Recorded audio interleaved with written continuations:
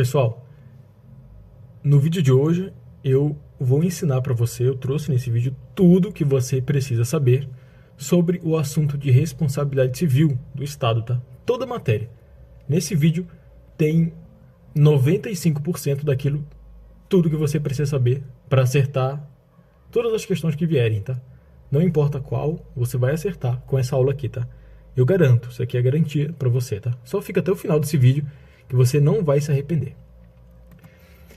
Primeira coisa, o que é então essa tal de responsabilidade civil objetiva do Estado? Eu trouxe aqui autoridades, né, no assunto para poder ensinar para a gente. Primeiro, Eli Lopes Meireles define a responsabilidade estatal como sendo a imposição à fazenda pública, a obrigação de compor o dano causado a terceiros por agentes públicos no desempenho de suas atribuições ou a pretexto de exercê-las, tá?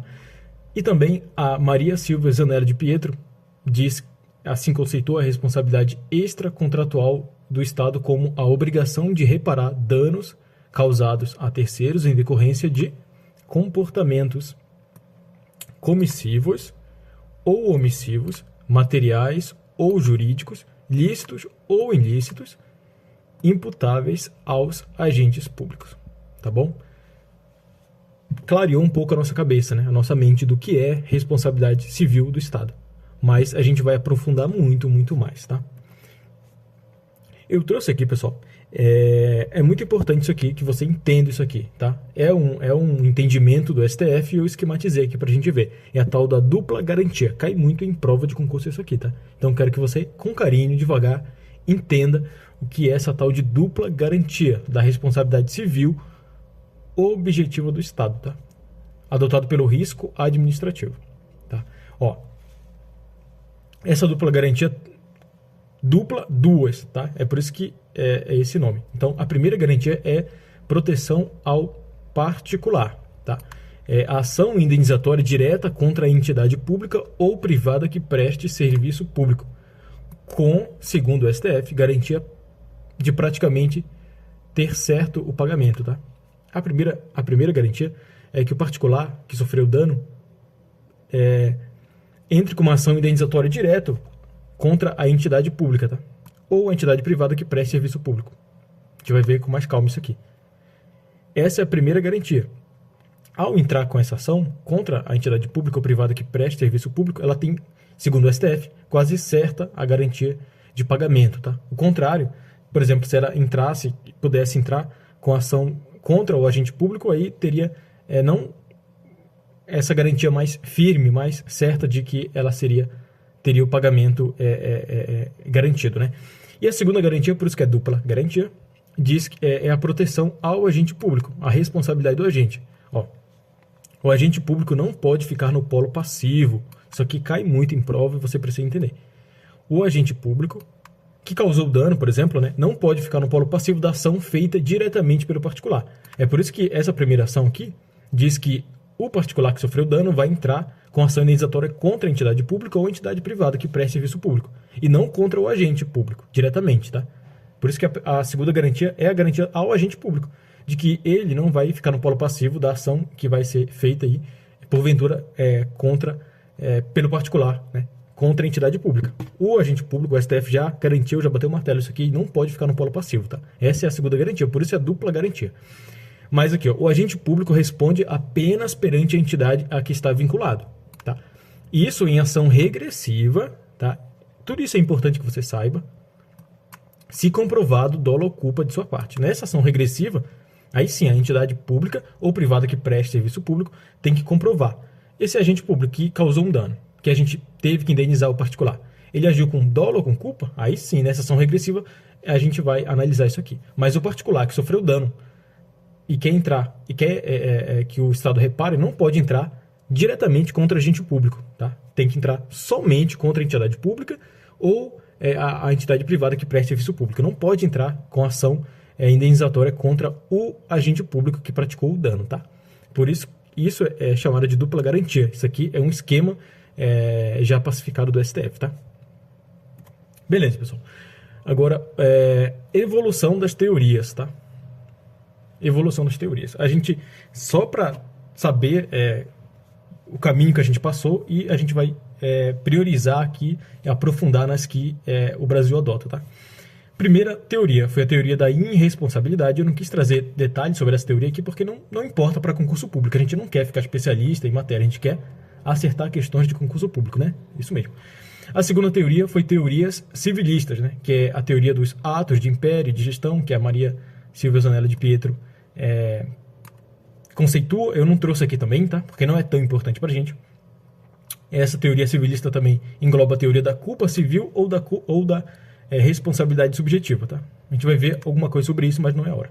Ó, teorias, agora a terceira é a teoria publicista, tá? Essa teoria publicista engloba a teoria da culpa administrativa ou culpa do serviço público e teoria do risco, tá? Do risco, beleza? Essa que foi a evolução das teorias de responsabilização, tudo bem? Essas são as principais, tá? A gente vai se aprofundar aqui na teoria publicista, tá? Teoria publicista. Essa teoria publicista, existem duas teorias principais para a gente, para concurso público, tá? Quais teorias são essas, tá? A teoria da culpa do serviço público ou da culpa administrativa, tá? E a segunda teoria principal da teoria publicista é a teoria do risco, tá? Tá bom? Essa teoria da culpa do serviço público ou da culpa administrativa é utilizada no Brasil nos casos de responsabilidade civil por omissão genérica do Estado, tá? Entendeu? Então tá. Com calma, ver com calma para você entender. Então tá. O que seria então essa tal de omissão genérica, também conhecida como omissão própria? O que seria essa tal de omissão específica, tá? Conhecida também como omissão própria. Ó, isso cai muito em concurso público. Eu quero que você se acalme, respire e preste atenção. Tá. Você vai precisar disso aqui, desse entendimento consolidado para resolver questões sobre esse assunto, tá? Então, se acalma. Tá. Omissão genérica, ou conhecida também como omissão própria, é aquela que o poder público possui o dever genérico de fornecer determinado serviço, mas pela inviabilidade fática de estar presente em todos os lugares ao mesmo tempo, não é possível o cumprimento deste dever. Nessa omissão genérica, o Estado pode responder pela teoria da culpa do serviço público ou da culpa administrativa, tá? Essa omissão genérica, tá? E não pela teoria do risco, tá? Entendeu? A omissão genérica, como eu trouxe aqui, em alguns casos ele vai responder pela teoria do risco da culpa do serviço público ou da culpa administrativa, tá? Omissão genérica, tá? Agora, o que seria a omissão específica ou própria? Essa omissão ocorre quando a administração pública tem o dever jurídico claro e previamente estabelecido de agir, mas deixa de cumprir essa obrigação, resultando em danos a terceiros. Essa omissão específica ou própria aqui, o Estado responde pela teoria do risco administrativo, que a gente vai ver o que é essa tal teoria, tá? Que é a que o Brasil adota em regra, tá? Que é a teoria que o Brasil adota em regra, tá bom? Então tá. O exemplo dessa teoria, dessa omissão específica ou própria do Estado. Por exemplo, o detento. O detento está preso lá. O Estado tem o dever de proteger a integridade física do detento. Se alguém, por exemplo, vai lá e mata o detento dentro da prisão, o Estado responde, tá? Porque ele tinha a omissão específica e própria de manter a integridade física do preso. Então ele responde, tá? Tudo bem? Isso que seria um exemplo de omissão específica ou própria. Então tá. Agora a gente vai aprofundar na teoria do risco administrativo. Mas antes disso, a gente tem que entender uma coisa. A teoria do risco se desdobra em duas modalidades, tá? Segundo Eli Lopes Meirelles. A primeira modalidade é a teoria do risco administrativo, essa teoria aqui que o Brasil adota em regra aqui, tá? E a segunda é a teoria do risco integral. Tá, beleza. Eu trouxe aqui, sendo que a primeira teoria, qual teoria? A teoria do risco administrativo, nela são admissíveis as situações de excludente de responsabilidade. Qual? Por exemplo, culpa exclusiva da vítima, culpa exclusiva de terceiros ou força maior. Na primeira teoria, que é a teoria, você precisa... isso aqui cai em concurso, tá? A primeira teoria, que é a teoria do risco administrativo, ela admite excludentes de responsabilidade, quais sejam culpa exclusiva da vítima, culpa exclusiva de terceiros e força maior. Agora, a teoria do risco integral, que é essa segunda, o Estado mantém seu dever de reparar, não importando se houve responsabilidade da vítima. Essa teoria do risco integral, o Estado, a gente não vai se importar com excludente de responsabilidade. Não cabe aqui, não são admissíveis na teoria do risco integral, que é adotada no Brasil de forma excepcional, porque a regra é a teoria do risco administrativo. Nessa teoria do risco integral, a gente não é admissível excludente de responsabilidade. Na teoria do risco administrativo, que o Brasil adota como regra, aí sim a gente admite a teoria as excludentes de responsabilidade, tá? Então, beleza. Aprofundando aqui na teoria que o Brasil adota como regra, tá? A teoria do risco trouxe a responsabilidade objetiva do Estado, sem discutir se houve dolo ou culpa, tá? A gente não vai se importar se houve dolo ou culpa. Ó, essa doutrina baseia-se no princípio da igualdade dos ônus e encargos sociais, ou seja, os benefícios e prejuízos devem ser repartidos igualmente entre os membros da sociedade. A ideia de culpa, então, é substituída pelo nexo de causalidade entre o funcionamento do serviço público e o prejuízo sofrido pelo administrado. Essa teoria do risco também é chamada de teoria da responsabilidade objetiva, tá? Não é teoria da responsabilidade subjetiva, não, tá? O Estado responde pela teoria da responsabilidade objetiva. O particular é subjetiva, tá? Então, beleza. Vamos lá. E a nossa base legal da teoria do risco administrativo, tá? Essa teoria é a base legal para ela, tá? Teoria do risco administrativo, ou também conhecida como teoria da responsabilidade objetiva. Ela está prevista na Constituição, tá? De forma expressa no artigo 37, parágrafo 6º, que diz assim: as pessoas jurídicas de direito público, tá? As pessoas jurídicas de direito público, lê bem, lê com calma isso aqui, e as de direito privado que prestem serviço público, ou seja, prestadoras de serviço público, por isso que eu disse lá no início, tá? Responderão tanto então, vamos lá, língua portuguesa, tanto as pessoas de direito público como as pessoas de direito privado, prestadoras de serviço público, elas responderão pelos danos que seus agentes, nessa qualidade. Que qualidade? De agentes dessas entidades, tá? Causarem a terceiros, assegurado o direito de regresso contra o responsável pelo dano, nos casos de dolo ou culpa. Esse direito de regresso é a entidade pública, né?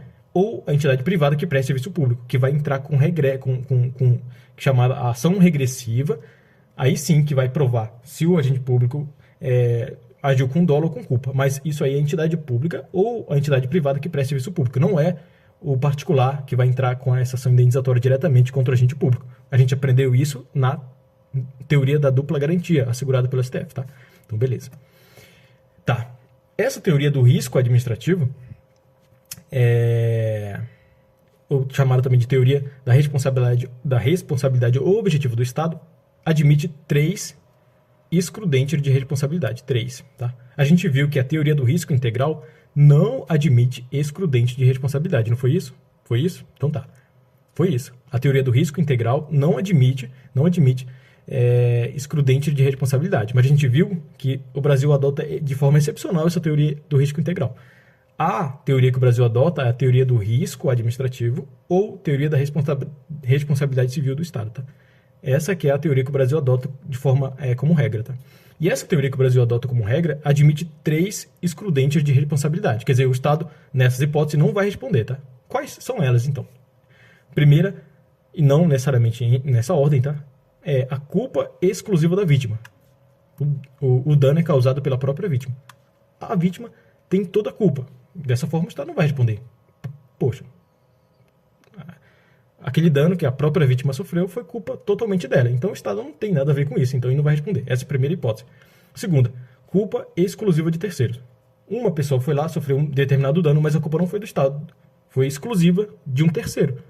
O dano é causado por fato de terceiros, sem qualquer vínculo com a administração pública. Nesse caso, a administração não vai responder, entendeu? Terceira, excludente de responsabilidade. Caso fortuito e força maior. O dano é causado por eventos naturais ou humanos inevitáveis ou imprevisíveis. Inevitáveis ou imprevisíveis. Ainda que... O dano é causado por eventos naturais ou humanos, ainda que previsíveis, tá? Imprevisíveis ou previsíveis, tá? Tanto faz.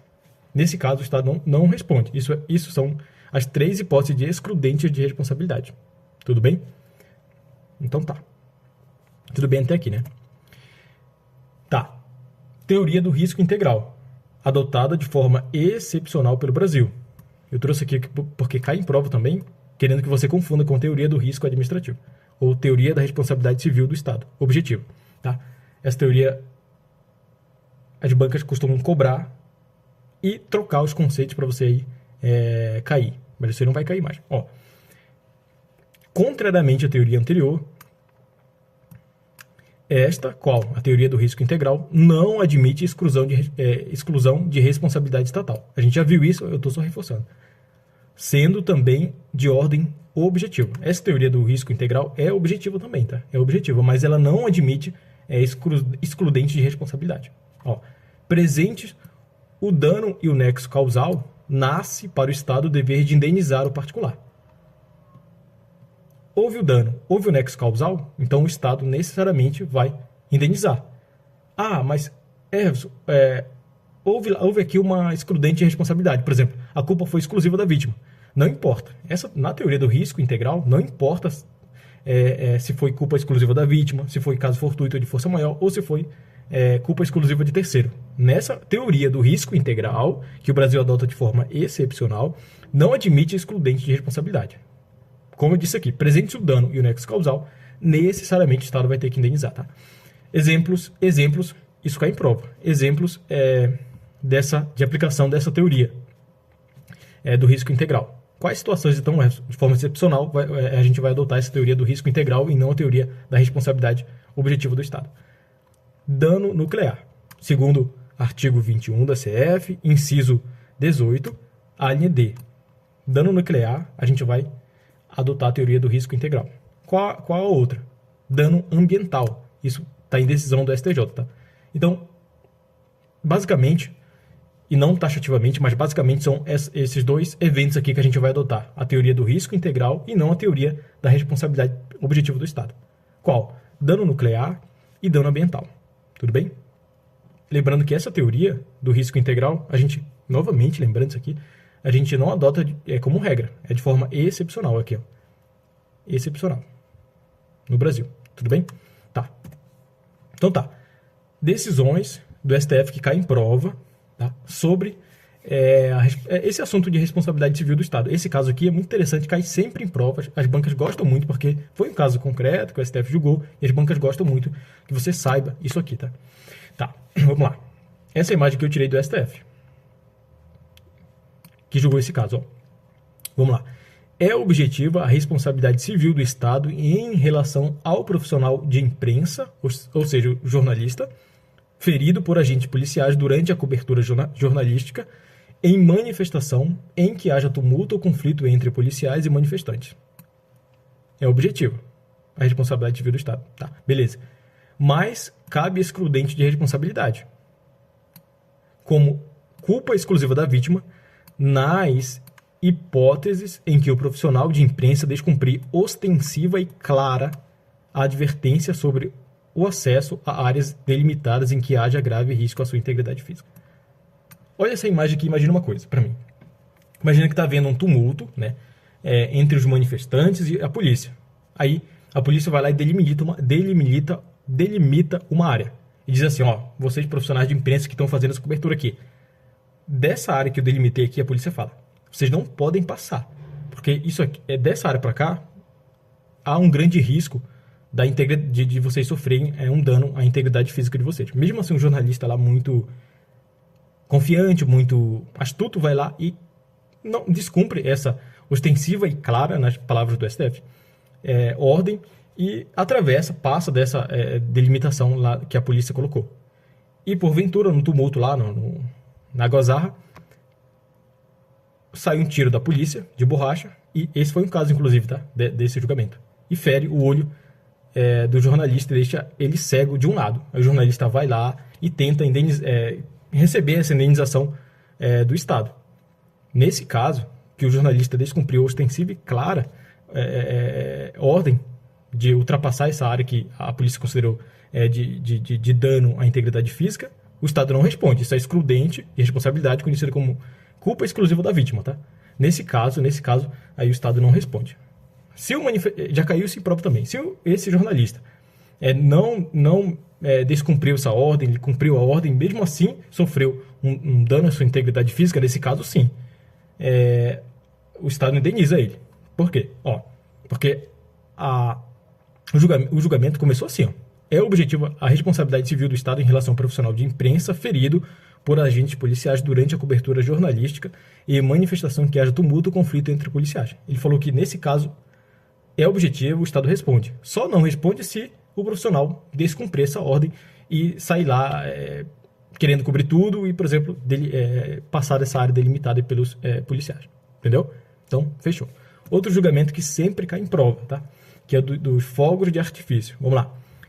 Para que fique caracterizada a decisão do STF, tá? Da repercussão geral, tema 366. Para que fique caracterizada a responsabilidade civil do Estado por danos decorrentes do comércio de fogos de artifício, é necessário que exista a violação de um dever jurídico específico de agir, tá? Que ocorrerá quando for concedida licença para funcionamento sem as cautelas legais ou quando for de conhecimento do poder público eventuais irregularidades praticadas pelo particular. Nesse caso, aí sim, é objetiva a responsabilidade do Estado, tá? Nesse caso aí sim, tudo bem? Isso cai muito em prova também.